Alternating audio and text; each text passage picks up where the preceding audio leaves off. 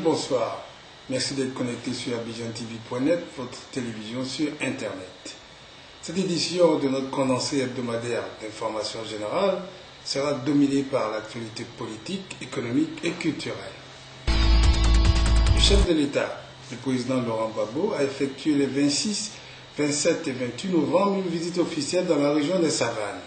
Les populations du Grand Nord ont réservé un accueil chaleureux à M. Laurent Gbagbo, qui leur a adressé un message de paix, d'amour et de réconciliation. Cette visite officielle a été l'occasion pour les populations des départements de Ferké, Korogo et Bundiali d'adresser au chef de l'État leurs doléances relatives au développement de la région. Le chef de l'État a promis un regard un peu plus sérieux sur les problèmes de la région et octroyé la somme de 44 milliards de francs CFA au Grand Nord pour les équiper en matériel. Activité présidentielle, le chef de l'État, avant son départ pour Lisbonne, a reçu en audience le ministre français de la Défense, M. Henri Morin.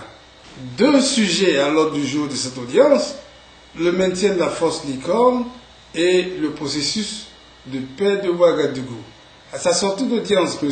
Henri Morin a déclaré que la force Licorne sera maintenue en Côte d'Ivoire jusqu'à normalisation.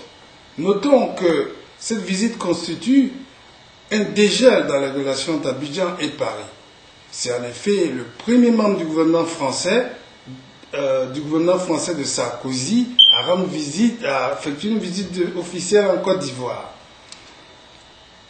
La Côte d'Ivoire rentre dans le concert des nations.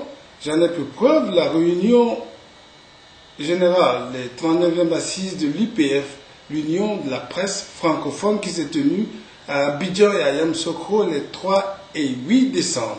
Le chef de l'État a honoré de sa présence la cérémonie d'ouverture.